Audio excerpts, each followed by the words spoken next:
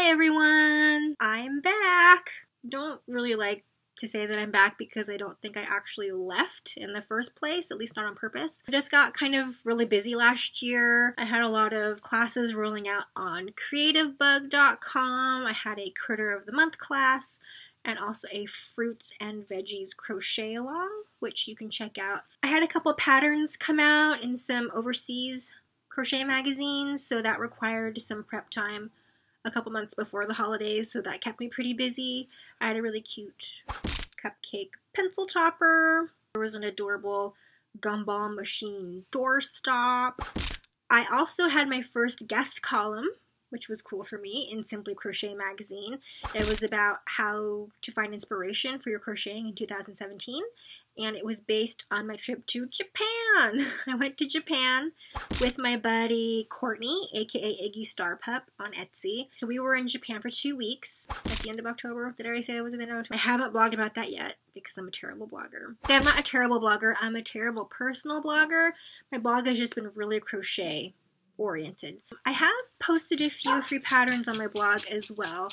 One of my more recent favorites was Picket the Bow Truckle from Fantastic Beasts. So you can find that free on my blog. I don't have a sample of him with me. I gave mine away as gifts for Christmas. I'm trying to think of what the heck else. I turned 40. Did I even make a video about that? I don't actually, like, while I'm sitting here talking at my computer, I don't recall actually what my very last YouTube video even was. Was it unboxing? What was that? I turned 40. It was an amazing day. Amanda planned the whole thing. I saw some friends I hadn't seen in years. We had a really great dinner. My buddy Elise made a cake. It was really sweet. She did a really great job, so that was awesome. I can't really think of what else I was doing that kept me from making YouTube tutorials, but whatever it was, it kept me busy. But in 2017, I'm really hoping to focus more on YouTube tutorials. I kind of want to scale back selling finished items in my Etsy shop. Years and years ago, I was saying that my patterns were for personal use only, simply because I was also selling the same items in my store, and I was like, you know, it makes me feel good to share my ideas with you guys, but it was also like, it seems like such a bad business decision to share the patterns because then we're all selling the same stuff online and competing with each other. And as a business person, I was like, that's clearly a bad business choice on my part. But since I am the worst business person, I'm kind of guided more by what makes me feel good. And right now, what makes me feel good is sharing ideas with you guys. That's my plan. More patterns in my Etsy shop, always free stuff on my blog, and more YouTube tutorials here. So that's my plans. Let's get to the tutorial for today. We will be making some adorable heart-shaped donuts for Valentine's Day, or pretty much any time you want to make something for yourself or someone to show that you loves them. I have been working on this pattern since 2014. Obviously not every day since 2014, but I first made a sample of this 2 years, or I guess 3 years ago, and it was kind of bloated and chunky, and it just wasn't cute looking, and I just didn't put the time into perfecting it. And finally, a couple weeks ago, I was like, let's do this thing. I am totally in love with it now. The pattern is for sale in my Etsy shop. It took me so long to write this pattern. I was like, I'm putting it in my Etsy shop. But again, if you want the pattern for free, just stay tuned, sit through the video tutorial, because as always, I will run the text of the pattern at the bottom of the screen. So you can just pause, write down the pattern, and at the end of the tutorial, you will have your pattern. If you don't feel like doing all of that, you can always hit up my Etsy shop, twinkiechan.etsy.com. And I can't remember, I think I put it for like $3.50 or something. And you'll get everything written out, artages, step out photos, the usual, if you've ever purchased a pattern from me before. So since this pattern has already been in my Etsy shop, it was on my blog for free for 24 hours. I don't know if you guys follow my blog also, but sometimes for patterns I'm about to put in my shop, I put them for free on my blog for 24 hours. And to me, that's a thank you to people who read my blog and follow it regularly. It's a thank you to people who follow me on social media. So if you stay tuned on any of those, you will know when there's something for free. So I've seen pictures of people with these already, and some people are talking about using them as brooches, and they are small enough to do that. Some people are turning them into keychains. If you know me at all, you know that I will put anything and everything on my head. So I would probably put this in my hair, like a little hat or fascinator. And because crochet is really easy to stick a bobby pin in, I would probably just bobby pin it to my head. But you can also glue alligator clips or French clips to it, or you can glue or sew it to a headband. I just think that these are adorable in your hair, but maybe that's just me. I would say that if you're a beginner, you might find this pattern unwieldy. There was one issue I think that a lot of people were having with the written pattern, only because they weren't really reading my abbreviations. I've always used the parentheses to illustrate what you should work in the next stitch. So if it's like a parentheses with 2 single crochet, that means 2 single crochet in the next stitch, or otherwise an increase. And there was a point in the pattern that I put 3 single crochet in a parentheses, which means to work 3 single crochet in the next stitch. But people were misunderstanding that. They were working like 3 single crochet evenly, so their stitch count was off and they weren't getting a heart shape. So if you're reading a pattern, I would suggest reading through the whole thing first before crocheting, so you can pick up on any special stitch instructions or just get a feel for that pattern writer's abbreviations, because unfortunately we don't all write our patterns the same way. Like a lot of amigurumi pattern writers use like asterisks, which I don't use, because to me that's visually confusing. So I just kind of picked up on what other people were using for their patterns to incorporate them into mine. Like I didn't make up any conventions for my patterns. It was just what felt comfortable to me when I was reading other people's. This creates a huge non-standard in abbreviations. Okay, this is a really long rant. I don't know what I'm talking about right now. All I'm saying is read through the instructions because they are not always the same from pattern to pattern. Let's talk about what you'll need to make your crochet donut. So you're going to need this donutty dough color, and all this yarn is worsted weight yarn. I used all Red Heart Super Saver for my donuts. This is Red Heart Super Saver in gold. This light colored seam is actually how you sew the donut together, and if you want a lighter colored seam, you can. I'll go through this in the tutorial as well, but you don't have to. If this aesthetically does nothing for you, you can just sew the donut together with the gold color as well, and you just won't have this like seam. But to me that represents like the unfried part of the donut, and it added just a little extra detail for me that I enjoyed. If you want to do that, I used Red Heart Super Saver in cornmeal. And then you'll need a frosting color. This pink is Red Heart Super Saver in Perfect Pink. But for the tutorial, I'm going to be making this donut, which is a lighter babyer pink. And that is Red Heart Super Saver in Baby Pink. If you want to make your donut like more of a vanilla donut, this is Red Heart Super Saver in Aran, A-R-A-N. And then for your tools, we're going to use an H-hook, small pair of scissors, tapestry needle for weaving in your ends and for sewing, stitch markers or contrasting piece of yarn. I just use yarn. I don't really own stitch markers. I don't know, I'm lazy. I think it's just easier to grab a piece of yarn. Polyester stuffing, not a lot. These guys are pretty little. And then whatever you want to use for your toppings. I've been noticing on social media that people aren't really decorating their frosting, which is to me an interesting personal choice. To me, the toppings make the donut, but it's up to you guys. You can do whatever you want to do. I mean, even the naked, non-frosted donut is adorable to me, so if you don't want to put toppings on your donut, you don't have to. But if you do, make sure to prep those as well. You can use beads and glue or beads and thread. This is felt that I pounded out with this weird stamp thing and a hammer. Or you can just hand cut felt and use a fabric glue like Fabri-Tac. The ones that I'm making in the tutorial are actually paper flowers with a little glitter. I bought them because I thought they kind of looked like gum paste or fondant with sugar on them. So you can use whatever you have in your craft kit, like sequins, whatever. Go crazy. It's up to you. It's your donut. So that's it for the materials, and let's get started. Here's what our finished donut looks like, and we're going to crochet this in 2 parts. We're going to start making the dough colored part of the donut, and then afterward we're going to make the frosting separately and then sew it on top. What we're going to do today is we're going to start chaining a loop to create the outside border of the donut. We're going to be crocheting our way inward and then back out here, and this light colored seam here is where we're sewing the donut together and stuffing at the same time. Also, if you purchase the pattern on Etsy, you'll notice that I provide 2 different patterns. What we're going to be doing today, I actually don't have 2 to show you, but what we're going to be doing today is working in the round, not joining our rounds, just working in a spiral. And that's typically how you work most amigurumi. But what you'll find is, because you're working in a spiral and none of the beginnings and endings of your rounds are joining, when you sew it together, there's going to be this sort of staircase. And that's going to happen anytime you try to work in any kind of striping.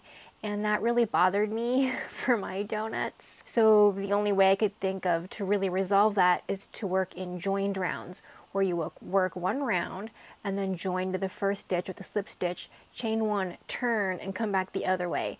And for a project this small, like, it pretty much looked the same, except that this was more seamless. There wasn't a staircase here because you're actually kind of working in rows, so the ends of the rows actually meet up. The only weird thing about that is it's kind of easier to pick up on the pattern here when you're just working around and around. Like, it kind of makes sense, like, oh, you know, we need to decrease here, we need to increase here.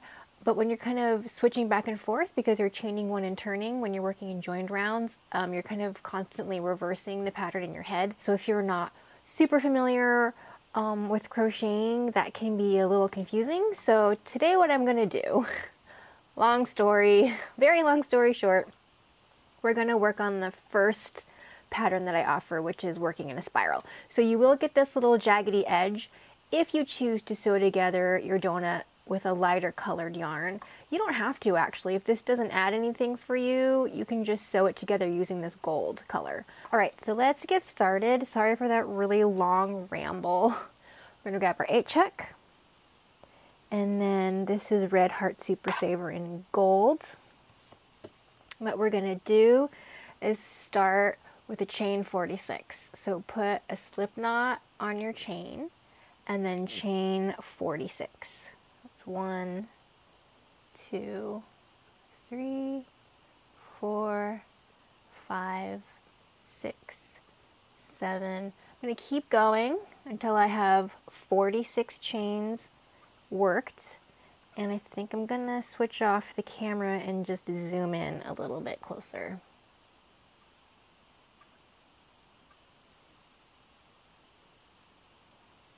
So a couple more chains. 1, 2, 3, 4, 5, and 6. That's so not focused. Hold on one second. So this is 46 chains, and making sure there are no twists in your chain, you're going to slip stitch to the first chain to form a ring. And this ring represents the outermost edge of your donut. Okay, we're at round 1, and round 1 is simply single crochet evenly around. So that's just 1 single crochet in each stitch around. And if you need a stitch refresher for single crochet, you insert your hook into the first chain or stitch, yarn over, pull through 1, yarn over, and pull through 2. Again, insert your hook into the first chain or the next chain, yarn over and pull through 1, yarn over and pull through 2. You're just going to keep doing that all the way around for a total of 46 single crochets. I've actually been doing this certification process for teaching crochet. Not that I think I need it or that I'll particularly use this certificate, but I just feel like I want to become a better instructor, especially for beginners. So I'm just going through this program that the Craft Yarn Council provides, and they're the people who certify all the instructors at Michaels. And I was reading about how to work into your foundation chain, and they always recommend working in 2 loops. Like, I always just, I guess, incorrectly pick up 1 in my foundation chain, they suggest that you pick up 2. And any 2, it could be this front V, which I would find really cumbersome. So if you pick up 2, that's totally fine also, and actually, I guess, technically more correct. But I think do what makes you feel comfortable and do what gives you the result that you prefer. And for me, it was always just easier. I think they advise against it because it creates gaps, but I don't really ever notice that much of a gap. I've been experimenting with picking up 2 loops since starting this course, and it's fine also. I'm just not accustomed to it, so I just started this project not doing it, so don't worry about it. I would say do what you like. I guess it is encouraged that you pick up 2 loops of the foundation chain, ostensibly to avoid any gaps in your work. So I always feel like there aren't a lot of rules, like with holding your hook or holding the yarn. It's whatever makes you feel comfy and whatever gives you the outcome that you prefer. Almost done with my 46 single crochets here.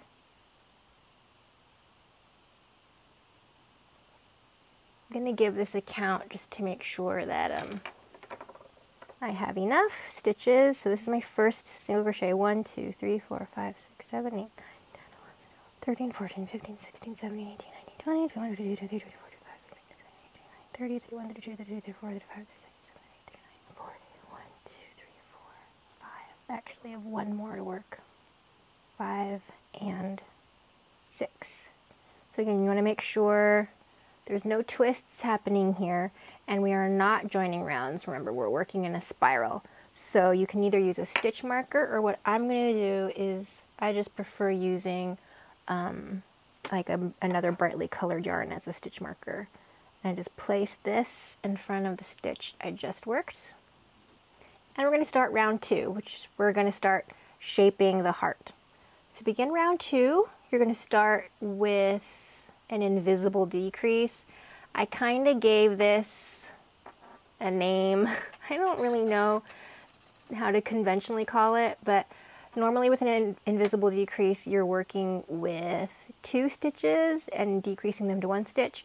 But here I wanted a more pronounced decrease, so we're going to decrease using 3 stitches. And so in my abbreviations, I'm calling that I don't even know how to pronounce these. Okay, let's just say invisible decrease -3 is how I am abbreviating it.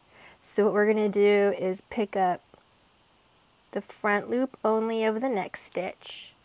I'm skipping the 2nd stitch entirely and picking up the front loop only of the 3rd stitch. I'm going to yarn over and pull through the first 2 loops, and then yarn over and pull through the last 2 loops. So that's 1 single crochet, but you used 3 stitches from the previous round to create your decrease. I'll zoom in just a little bit here. I don't have a zoom lens this time, so anytime I want to zoom in, I have to I don't know guys if you can hear that, I have to move my tripod. I'm just trying new things. This is supposed to be a better lens. I don't know what I'm doing. Refocus. Okay. So we're still on round 2. And the next thing we're going to do is work 9 single crochet evenly. So that's 1, 2, 3, 4, 5, 6, 7, 8, 9. Now we're going to start working on the curvature of the heart. So what we're going to do is some more decreasing. So we're going to work a regular invisible decrease. So that's just using 2 stitches. So an invisible decrease. So pick up the front loop only of the next stitch, and then the front loop only of the following stitch. Yarn over and pull through 2 loops. Yarn over and pull through 2 loops. That's your decrease. And then 2 single crochets. 1, 2. And you're going to repeat that invisible decrease, 2 single crochet, a total of 3 times. So I have to do that 2 times more. Oops. So my invisible decrease, 2 single crochets evenly. One more invisible decrease, 2 single crochets evenly. 1, 2. We are now at the tip of the heart, so we need to work an increase here. And we're going to work, this is where people get tripped up, 3 single crochets in this one next stitch. So 1, 2, 3, all in the same stitch. Now we're just going to basically do the reverse of what we've just worked before to create the other half of the heart. So we're going to work 2 single crochets evenly, 1, 2, and then an invisible decrease. And we're going to work that 2 more times, that pattern. 2 single crochets evenly, 2, invisible decrease. One more time, 2 single crochets evenly, and then invisible decrease. Then you're going to work 8 single crochets evenly. 1, 2, 3, 4, 5, 6, 7, 8. Okay, you might be wondering, why wasn't that 9 single crochets? Because at the beginning of the round, you'll notice we worked 9 single crochets here, and there's a symmetry, and you're like, why isn't that symmetrical? Well, that's because our round is starting with this invisible decrease dash 3, and because that takes up so many stitches, I need that one last stitch to work my invisible decrease. And it's so important in this pattern for all of our increases and decreases to line up properly so that we can form this heart shape. So you can see if you kind of squish it out and lay it out that it's sort of forming here. So you can see this is our inverse decrease dash 3, which makes this point. And then here's our other decreases, and then the point here was our 3 single crochet in 1 stitch and coming back all the way around. So we're, again, as I mentioned, we're starting from the outside and we're working our way in actually, so our stitch count is decreasing. Okay, so before we start round 3, I'm going to flip up my stitch marker to keep my place. And round 3 is going to start again.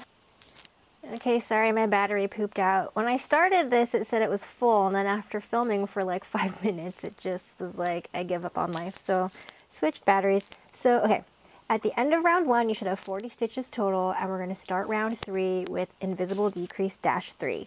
So, pick up the front loop of the first stitch, skip the next stitch, and pick up the front loop of the third stitch. Yarn over, pull through 2, yarn over, pull through 2. Then we're going to 9 single crochet evenly again. So 1, 2, 3, 4, 5, 6, 7, 8, and 9. And we're going to do inverse, sorry, I keep saying inverse, invisible decrease and single crochet, and we're going to repeat that 3 times. So 1 regular invisible decrease, 1 single crochet, 1 invisible decrease, 1 single crochet. Last one, 1 invisible decrease, remember front loops only, 1 single crochet. We're at the tip of the heart again, so we're going to work 3 single crochet in 1 stitch. So that's 1, 2, and 3. Okay, sorry, I just wanted to brighten that up a little bit. So we just finished our 3 single crochet in 1 stitch, and then we're going to continue with our decrease motif. So that's 1 single crochet, 1 regular invisible decrease. That's 3 times. So 2 more times. 1 single crochet, 1 invisible decrease. Last one, 1 single crochet, 1 invisible decrease. And then as before, 8 single crochet. 1, 2, 3, 4, 5, 6, 7, and then 8. You should have, at this point, 34 stitches all the way around, even though you technically only worked 33 stitches, but again, we're saving that extra last stitch for the invisible decrease dash 3. Flip up your stitch marker. We are now at round 4. We're going to start with our invisible decrease I can't even say that. Invisible decrease dash 3. So pick up the front loop of the next stitch, skip the next one, and pick up the front loop of the third stitch. Yarn over, pull through 2, yarn over, pull through 2. This time we're only going to work 6 single crochets evenly. 1, 2, 3, 4, 5, and 6. Then we're going to work invisible decrease and then single crochet 3 times. So invisible decrease, single crochet, invisible decrease,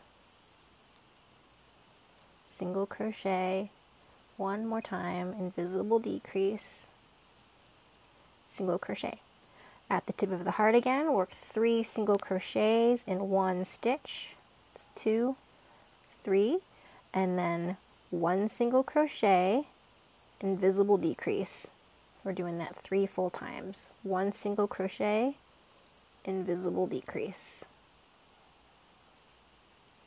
1 single crochet, invisible decrease. And this time we're actually going to work the full 6 single crochets, just like the beginning of the round.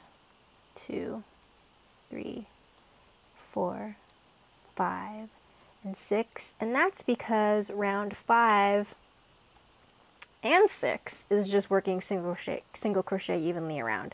So we don't need that extra stitch to work the invisible decrease anymore.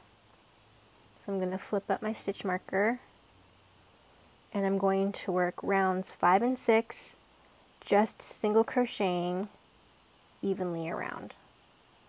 I probably won't show you all of that on camera because it'll be pretty boring and I don't really have a funny story to tell you right now. Okay, so work on rounds 5 and 6 just simply crocheting single crochet evenly around, and this is helping you create some thickness for your heart donut just so it's not flat when you stuff it.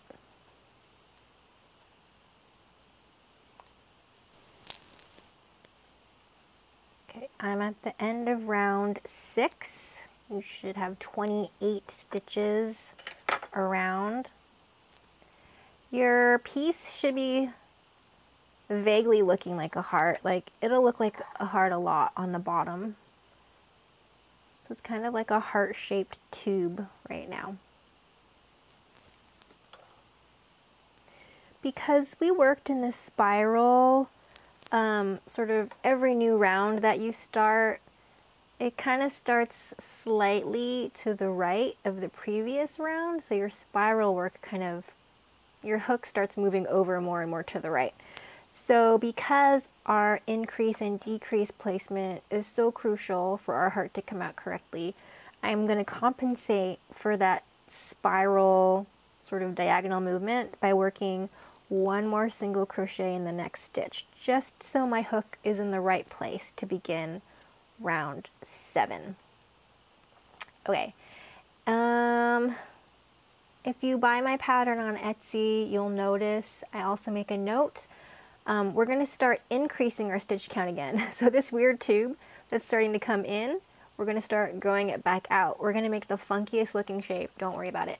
But remember when we were working our rounds before, to compensate for that invisible decrease -3, I worked one less stitch each round. For these next rounds, round 7 through 9, you're going to add a stitch to the end of the round, which doesn't affect the overall stitch count. It's not an increase actually, it's just helping to keep our hook and our stitches in the right place. So you'll see how that happens. I just wanted to sort of explain why you're like, I actually worked 35 stitches in this round, but the stitch count is still only 34. So trust the pattern, trust the math, just follow along, and it should be fine. So I'm going to flip up my stitch marker after working that one extra stitch to get my hook in the right place. And now at round 7, instead of starting with a decrease, we're going to start with an increase. It's basically the exact reverse of what we did in rounds 2 through 4. So wherever there was a decrease, now there's an increase. And whenever there was an increase, now there's a decrease. So start with 3 single crochet in the first stitch. So 1, 2, 3. And then we're going to work 6 single crochets evenly. 1, 2, 3, 4, 5, and 6. Then we're going to work an increase motif. So an increase here, 2 single crochets in the next stitch, 1 single crochet in the next stitch, 3 times. 2 single crochet in the next stitch, 1 single crochet in the next stitch, and one more time. 2 single crochets in this stitch, 1 single crochet in the next stitch. Now we're going to work our decrease. So it's the I can't say it. Invisible decrease -3.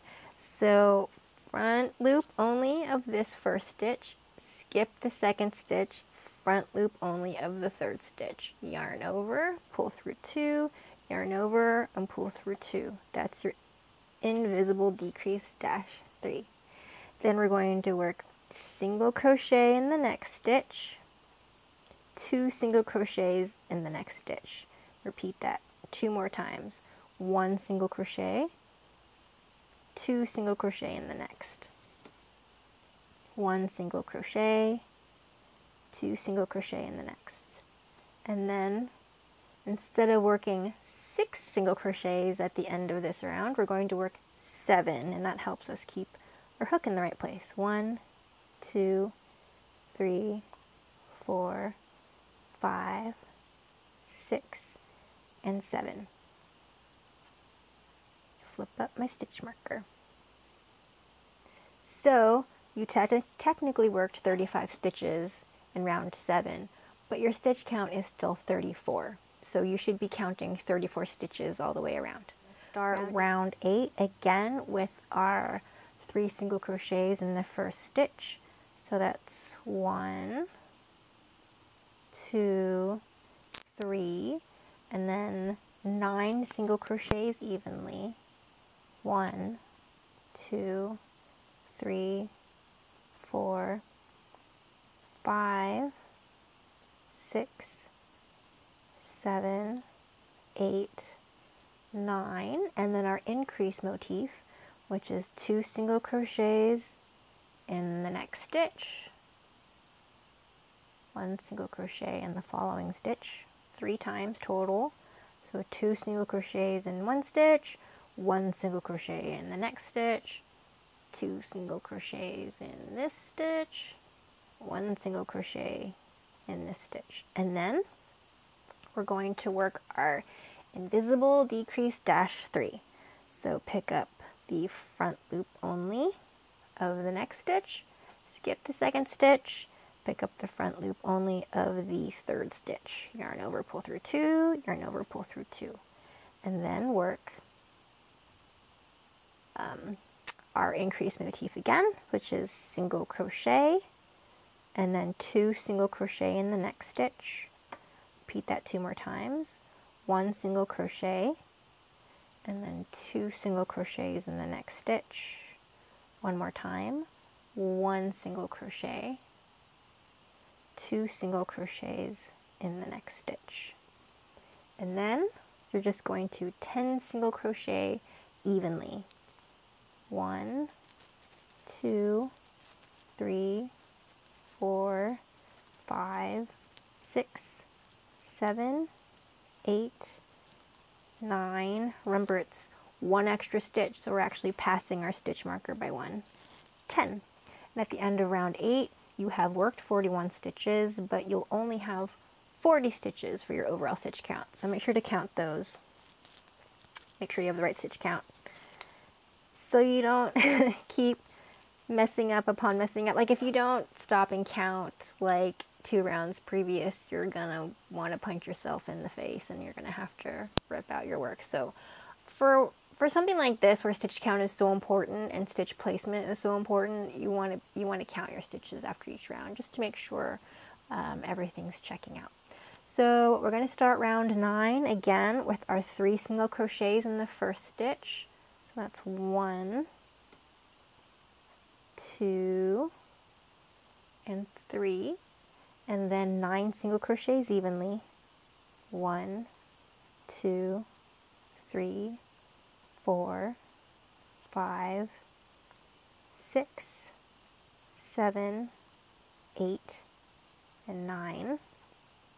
Our increase motif is going to be 2 single crochets in the first stitch, and then 2 single crochets evenly. You're doing that 3 times. 2 single crochets in the first stitch, 2 single crochet evenly. 1 more time. 2 single crochets in this first stitch, 2 single crochet evenly. Now we're going to work our invisible decrease dash 3. So pick up the front loop only of the first stitch, skip the second one, pick up the front loop only of this third one, yarn over, pull through 2, yarn over, pull through 2. Then our increase motif is 2 single crochet evenly, 2 single crochet in the next stitch. 2 more times. 2 single crochets evenly, 2 single crochets in the next stitch.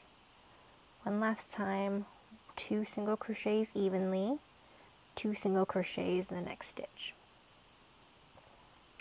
And then here is just working 10 single crochets evenly. 1, 2, 3, 4, 5, 6, 7, 8, 9, and 10. At the end of round 9, you have worked 47 stitches, but your stitch count will be 46. I'm going to flip up my stitch marker. And round 10 is simply working single crochet evenly around, and so that will just be 46 stitches all the way around. So we began the outside of our donut with 46 chains, or 46 stitches, and our final stitch count, now that we've come all the way around the donut, is also 46. Just keep going all the way around, and this is our last round of the donut. This is the last stitch of my round, so all I'm going to do is slip stitch to the next stitch to join. So slip stitch is just inserting your hook into the next stitch, yarning over and pulling through all the loops. Before we break off, you're going to decide whether or not you want to sew together your donut with this golden color, or if you want to use a lighter color to represent that sort of unfried center band on a donut. And because the samples I have use a lighter colored yarn, I'll probably show you that technique. So I'm just going to break off with enough yarn here to sew my ends in. But if you want to sew together the donut with this yarn, you want to break off about 24 inches of yarn for sewing. And then you would just use single whip stitches to whip stitch the donut together. I'm going to be using a lighter color, so I'm actually going to be using double whip stitches because I think they look more like you're mimicking single crochet stitches, and since those stitches will be visible, I want them to look nice. So I'm going to be breaking off with just enough to weave in my ends. Okay, I'm going to pop out my stitch marker just so we can kind of take a look at this weird blob we've created. So that's the bottom of the blob. That's where we started. And this is where we ended. Okay. And because I like the right side of my work to show on the outside of the donut, that's an aesthetic choice for me. This was the right side.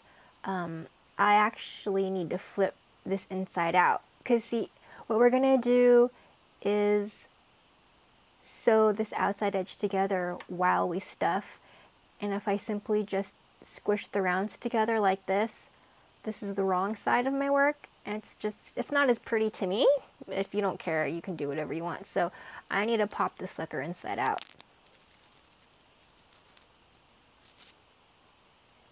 That top point will also have to be pushed in. And now, when I press together the first and last rounds of the donut, the right side of my work is showing on the outside. So you can see how this donut shape is coming together, even with all those weird invisible decrease -3 and all that stuff. So I'm gonna grab my stuffing and we'll start sewing the donut together. The lighter colored yarn that I'm going to be using is Red Heart Super Saver in cornmeal. I really like that color. I use it a lot for like ice cream cone colors. I have about probably a little bit more than a yard. I would say like a little bit more than an arm length. If you run out of yarn while sewing, you can always break off, put some more yarn on. It's just more ends to weave, so I try to pull off a little bit more than I actually need. Sorry if the stuffing bag is going to be really crinkly. So get some stuffing ready, and you can kind of start sewing wherever you want, but you know there's going to be sort of that jagged stair step, so I usually keep that at the tip. I usually just start sewing at the tip. So the thing you kind of have to eyeball here, use your artistic abilities, is you want to be sewing together, you know, you want your stitches to line up where it's like you're sewing the tips together here, you're sewing sort of that butt indent area here. You don't want to be sewing kind of off like this or whatever. Your shape will be super funky, so just kind of try to eyeball how this is all lining up. And then you just want to start sewing. So I'm just kind of squishing this around, getting an idea of where I want my stitches to go. I'm going to start kind of in the next free stitch of the last round that I worked, and not quite the center of the beginning of my donut. I'm going to go like one stitch off center. I think that's what's looking like a match to me. Just going to pull that all the way through. It is a little unwieldy because it's so long. I'm going to pull it through the same stitches again, since we're double whip stitching. And I'm just going to keep working 2 whip stitches in each stitch here. You're probably going to want to sew together, I don't know, like an inch, inch and a half of donut before you start sewing. Sorry, before you start stuffing. But you do want to stuff as you go, because it's a fairly small opening, and if you sew too much together, you won't be able to get your fingers in there anymore, and you won't be able to put the stuffing in there evenly. So don't just keep sewing and forget to stuff. So you can see here, when I work 2 whip stitches in each stitch, it forms this little V, and I think that to me looks nicer than just a single whip stitch, which will just create kind of a bunch of diagonal lines. I kind of like that V. If you want just the diagonal lines, you can do that too, but I'm just showing you all the stuff that I do that I prefer. And you might prefer different stuff. That's totally cool. This is a creative activity, and there's a lot of freedom that you have to do whatever you like that looks best. And a lot of people take patterns that designers have written and then kind of make their own little changes, and that's totally cool too. That's how you start learning how to write your own patterns. You just kind of figure out stuff that you prefer, that you think looks better or works better. Okay, I'm going to start stuffing this a little bit. You can see it's about the width of a finger. So if you start stuffing too late, especially around the curves, it's going to be really hard. Okay, so how much to stuff this? I would say don't overstuff, because I think it stretches the stitches out and makes things look weird, and it's just easier to stuff this evenly if you're not trying to like squish 1,000,000 pounds of stuffing per square inch. So in the beginning, it's pretty conservative. Like, it's not super squishy, but I'm really not overstuffing it. But again, this is something that you just might have a preference for either way, so you do what you want to do. I am not going to overstuff too much.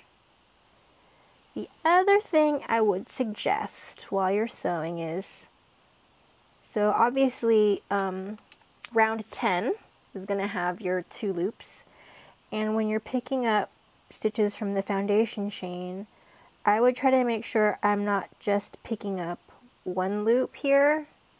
I would try to pick up 2 of whatever loop. I just think that helps create a stronger anchor, kind of, so you're not just tugging on 1 string on this side. I think that is what would create gaps. So whenever I'm sewing stuff like this together, I try to pick up 2 loops on each side. Again, that's my preference. Maybe it doesn't make a big difference, but it makes me feel better about what I'm sewing together. So just do what makes you feel better. I don't know if I'm going to show going, well, I guess I will. I can always speed this up too, so you're not just like bored out of your noggins watching me do this.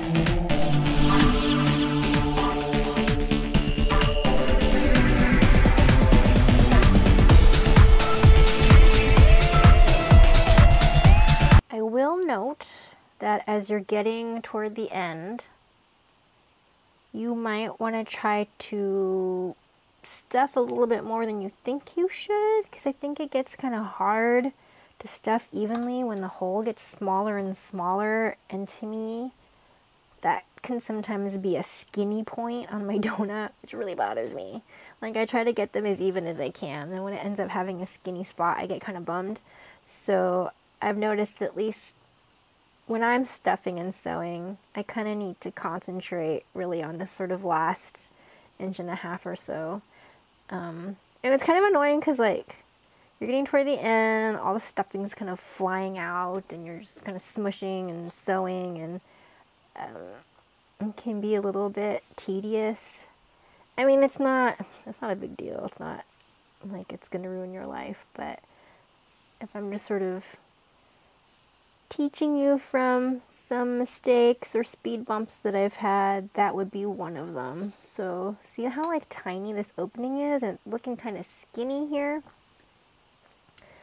I don't have my pencil handy, but what you can also do is use the eraser end of a pencil to help you stuffing into smaller openings.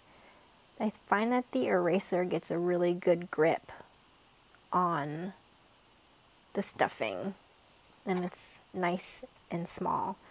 I mean, my finger's doing an okay job actually this time around, but if I had my pencil, I would probably grab that too. Try to get a little bit more in there. This is just like our last couple stitches to sew.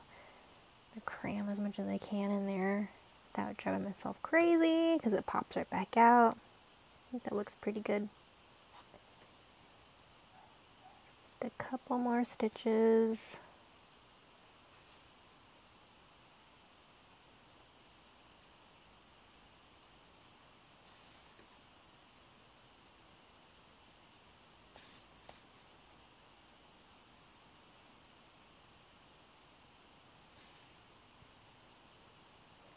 Kind of keeping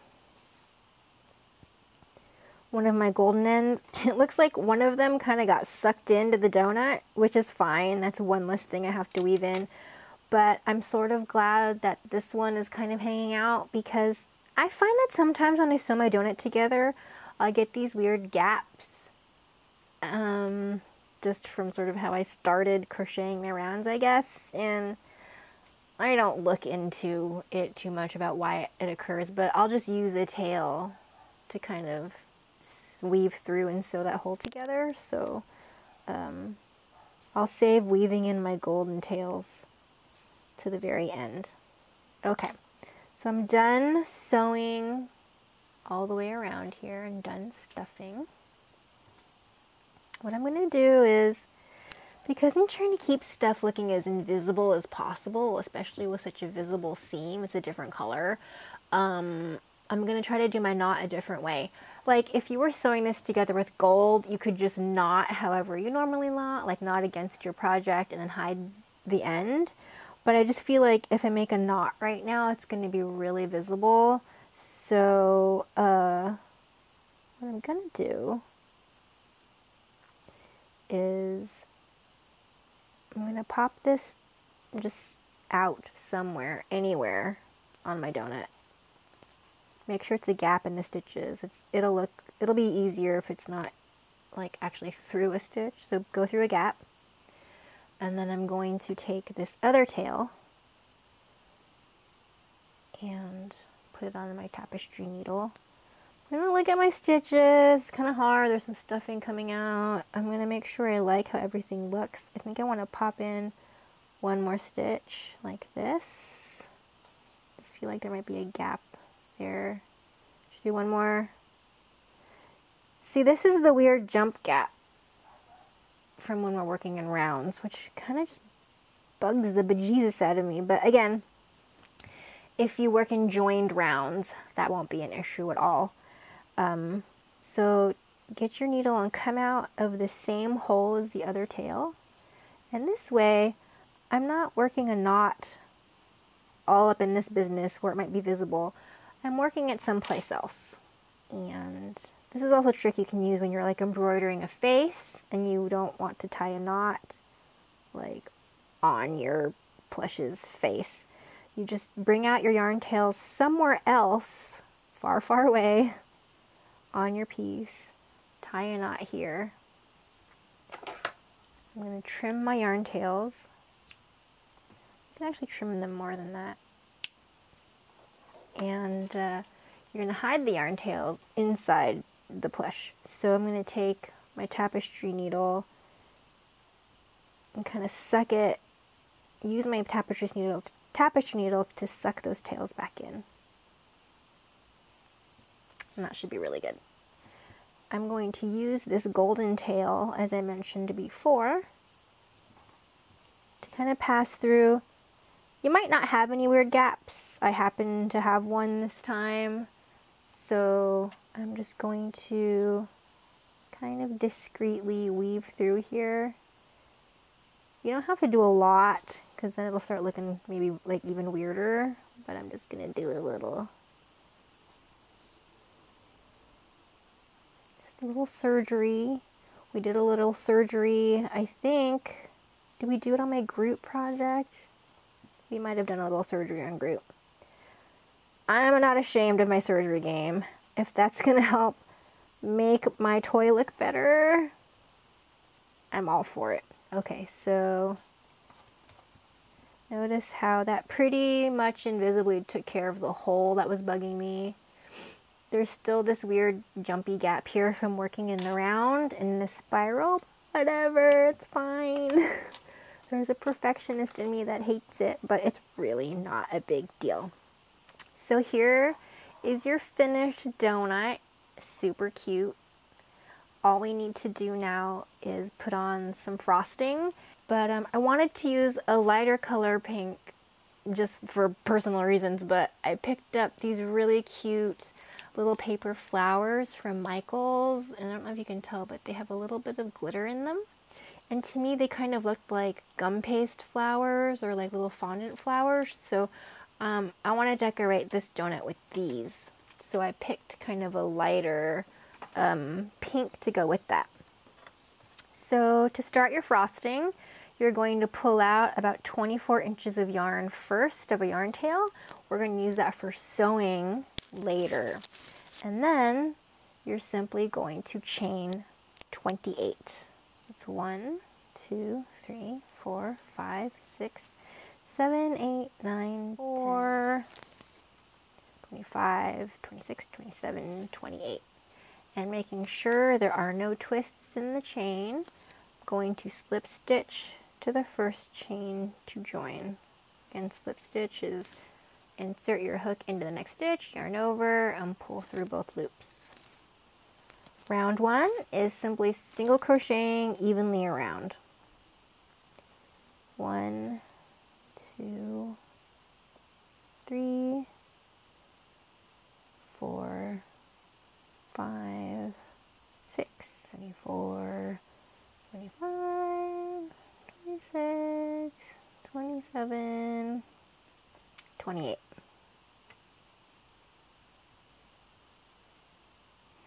Okay, you know how we were talking about those gaps that were forming in my donut? I forgot.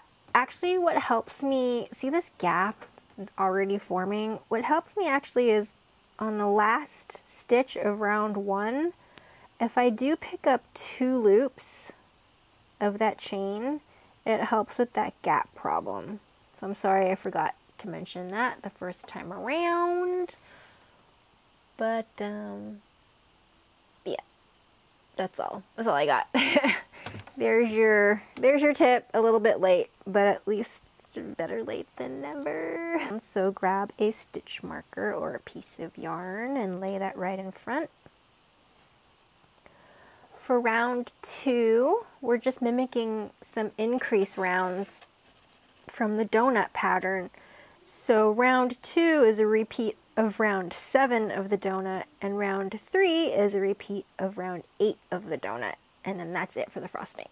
So for round 2 we're going to repeat round 7. So that starts with an increase.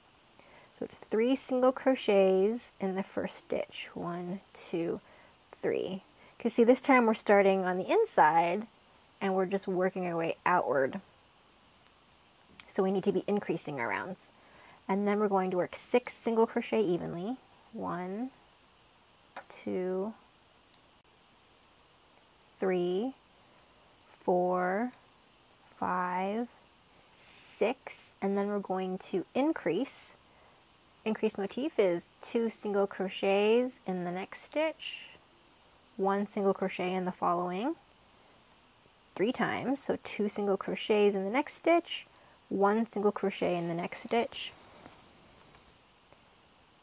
2 single crochet in the next stitch, 1 single crochet in the following stitch, and then we're going to work our invisible decrease dash 3. So pick up the first loop, skip second stitch, pick up the front loop only over the third stitch, and then we're going to 1 single crochet, 2 single crochet in the next stitch, 3 times, 1 single crochet, 2 single crochet in the next stitch, 1 single crochet, 2 single crochet in the next stitch, and then 7, sorry, like yanking on the yarn in the skein. Okay, 7 single crochets evenly. 1, 2, 3, 4, 5, 6, passing the stitch marker, and then 7. So you should have 34 stitches around. Flip up the stitch marker and then work round 8 of donut, which is round 3 of frosting. So 3 single crochets in the first stitch, 1, 2, 3, and then 9 single crochets evenly, 1, 2, 3, 4, 5, 6, 7, 8, 9, and then our increased motif, 2 single crochets in the first stitch, 1 single crochet in the next stitch, 3 times, 2 single crochets in the next stitch, 1 single crochet in the next stitch, one more time, 2 single crochets in the first stitch, 1 single crochet, oops, one, get in there, one single crochet in the next stitch. Okay, now we're working our invisible decrease -3,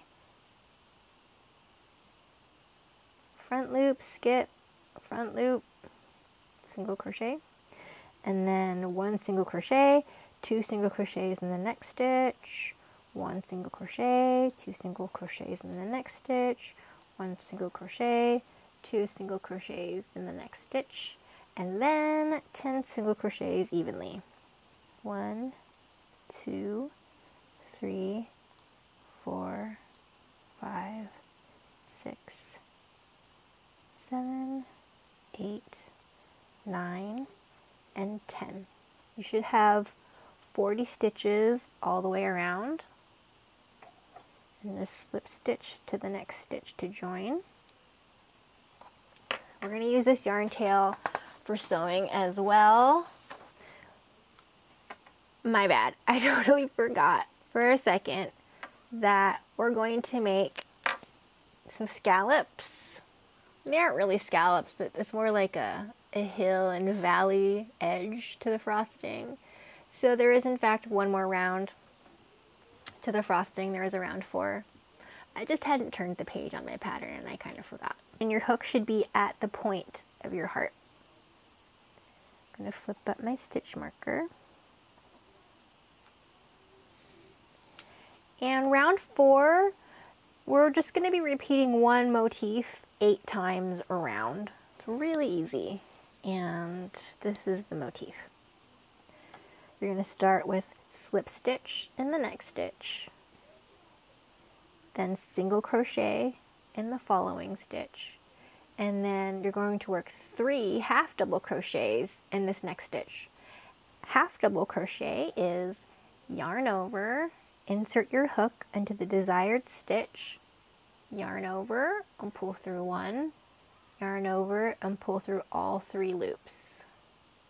So you're going to work 2 more in the same stitch. 2, 3, and then single crochet in the next stitch, and then slip stitch in the next stitch. You can see you kind of made this little hill shape, and you're going to do that 8 times all the way around. So one more time, slip stitch. So it is actually 2 slip stitches in a row, which is the beginning and the end of a motif. Slip stitch, single crochet, 3 half double crochets in the next, 1 single crochet, 1 slip stitch. And then I'm starting with my third motif. Slip stitch, single crochet, 3 half double crochets in the next, single crochet, slip stitch. So you can see that's creating sort of a nice wave for the edge of our frosting. So keep doing that all the way around for a total of 8 times. This is my last slip stitch of my 8th motif.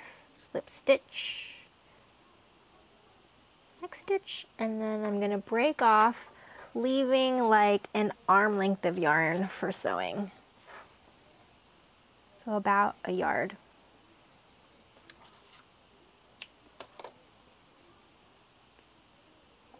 Yarn over and pull through to finish. Pop out my stitch marker. Let's see, this is what, sorry, this is what our frosting looks like right now. And then we're just going to sew it onto our donut. This part's really easy. I feel like I don't even really need to show you. You're just whip stitching this piece on top of this piece. You can kind of decide which side you want to be the top or the bottom. Doesn't really matter. Like, I don't know, here. Just pick. Lay this on top. And if you want to make sure nothing shifts around while you're trying to sew, you can use some straight pins.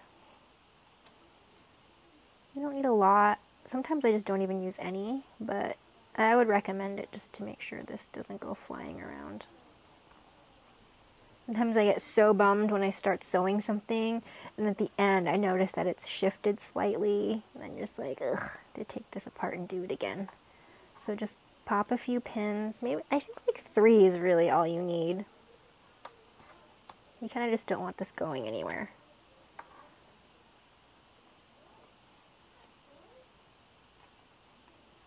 What's going on, pin? Okay, like this. I don't think it really matters if you sew the inside or the outside first. I tend to sew at the inside first, and I can't really think of a good reason why I do that. So you can do whatever you want. Do whatever you feel like. Okay. So again, just simple whip stitches on the inside here. I'm just going to pick up a little bit of donut, and then pick up some of my frosting. So like this. Really simple. Again, I'm picking up like 2 loops of yarn when I'm picking up the pink yarn.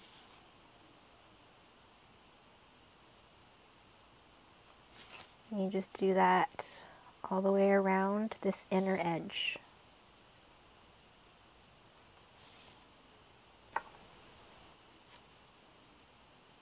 I'm almost finished sewing this together.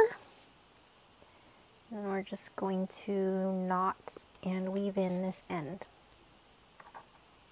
I'm just going to tie a small knot onto the piece. And then weave in the ends a little bit. So I'm going to pass this through the inside of a couple stitches.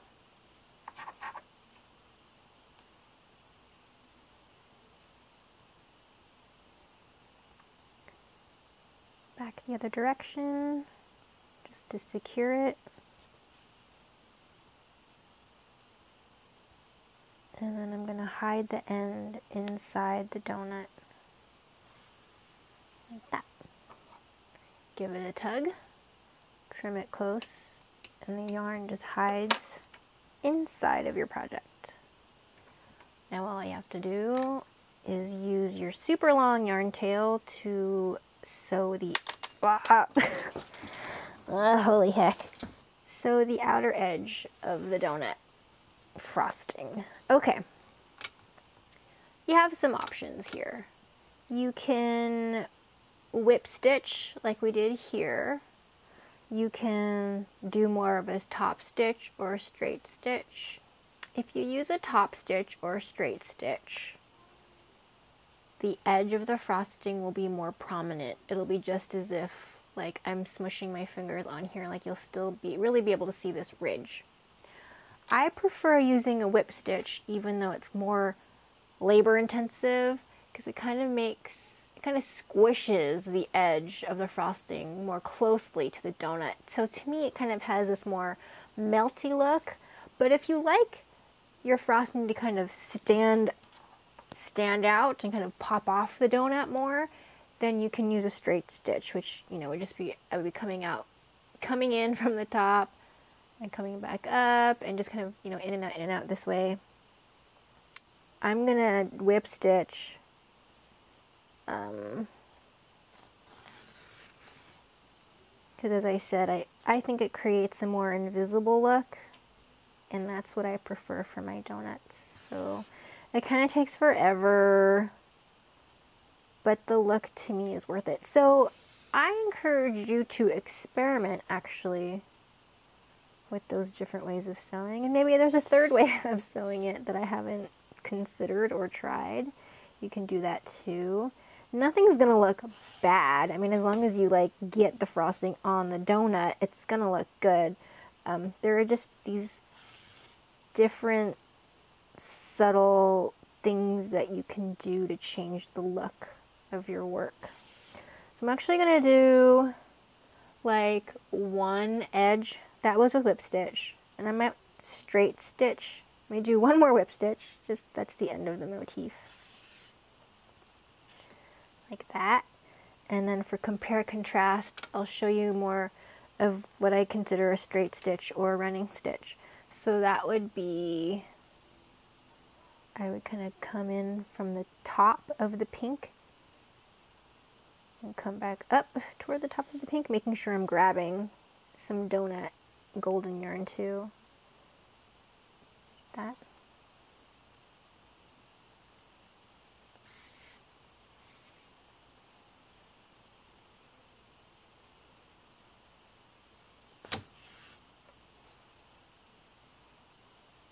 Do one more. So coming up, coming down from the top of the pink, grabbing some donut, and coming back up into the top of the pink. So you can see, I don't know if you can see, you'll be able to see, I don't know if you can see how this edge, it's kind of less defined. And this one, you can still see like the little V's from all the tops of those stitches still. Can you kind of see the difference? So to me this kind of looks more smushed, and this one kind of pops out more. So if you can see the difference, and if you have a preference, where this is whip stitching, and this is more of a straight stitch or a running stitch, I like this one. But you may like this one, there's nothing wrong with this one, it's just personal.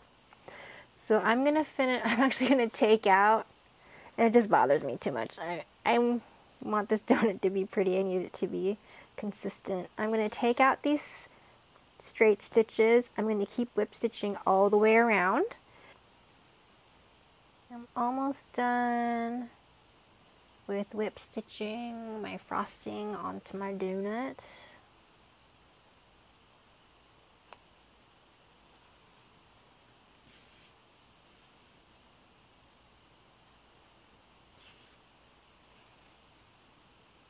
I'm going to tie a small knot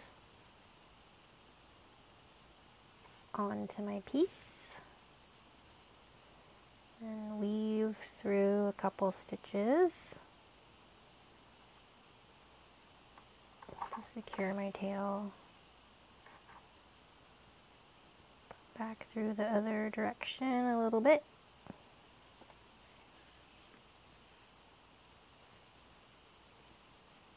And then just stick this through to hide it inside the donut.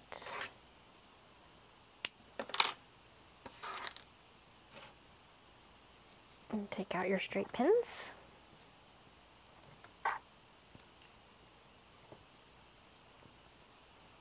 Here's your adorable donut. So I'm going to open up my little paper flowers from Michaels.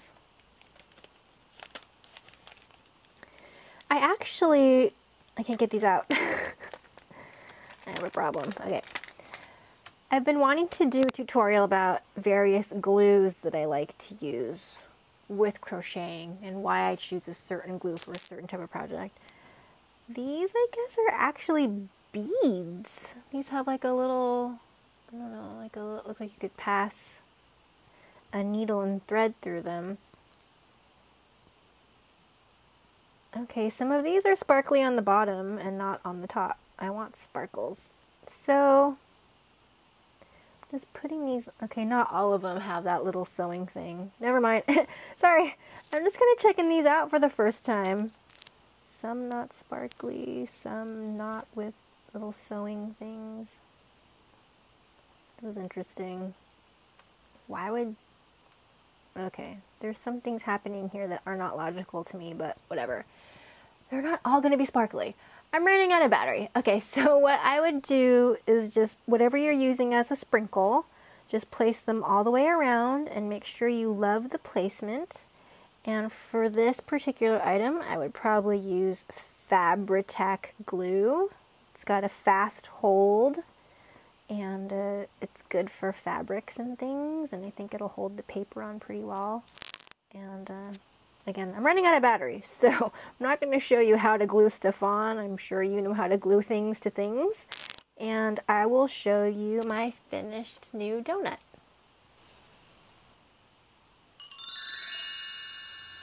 So I think our little donut turned out super cute. You can see there's a really adorable sugary shimmer on these paper flowers. And again, since I used paper for my decorations, this isn't really washable anymore, but if you make your donut with decorations that are washable gently and you use a washable fabric glue or you sew them with thread, you'll still be able to give your donut a little rinse off if need be. Let's talk about some of the toppings on these other donuts. This is wool felt, and I used, I think I put them away downstairs in the basement, but it's like a hammer, and then one part of it is like, it's like a die cut of the heart shape, but it's like attached to this wand, so you put the wand with the heart shape over your piece of wool and you kind of pound out the hearts one by one. It's really labor intensive, but I like it because you can make really evenly shaped hearts as opposed to like cutting them by hand. And I just used Fabri-Tac on these also. And for these rainbow sprinkles, I just bought beads at Beverly's, and obviously it would probably be better if you hand sewed them, but for the interest of time I just used glue. And when I glue beads to crochet, I like to use gem tack. It's not a fast hold, but it's a strong hold, so that's what that looks like. And I use a pair of tweezers to apply them, and it dries clear but also shiny, so you don't want to get it all over the place or you'll leave like little shiny goo tracks everywhere. But if you're careful, you know, the hold is pretty strong. Again, I wouldn't pick at them or, you know, mess with them a lot, but I'm really impressed with the grip that gem tack has with beads and yarn. So I'd feel pretty comfortable selling that, and I in fact am in my Etsy store if anyone's interested in buying a finished donut. I have to put that one on there. It's not on there yet, but yeah, so you can see how cute your little pile of donuts would be, and even the plain one is cute. I don't know, I think the humble plain donut is still really adorable. The other thing you can do is just work this entire donut pattern in a frosting color. And I actually haven't done that yet. I don't really know what it looks like, but I would imagine it would just look like a donut entirely dipped in a colorful glaze, and that would probably be pretty cute too.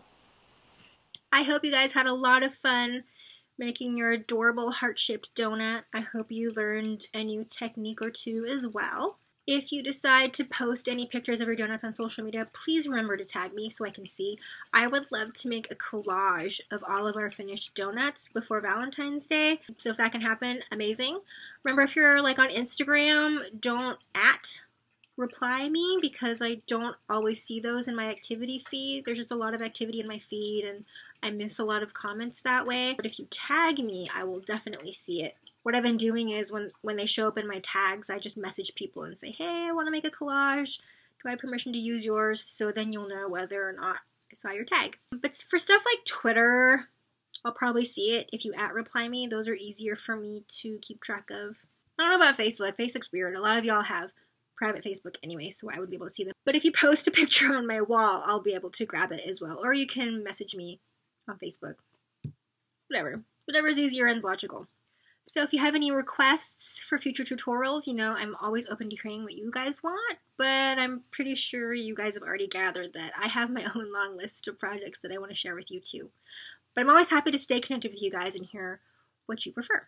So don't worry, I promise you the next tutorial will be fairly soon and not 4 months from now. So don't forget to send me pictures of your heart-shaped donuts, and I'll talk to you guys soon.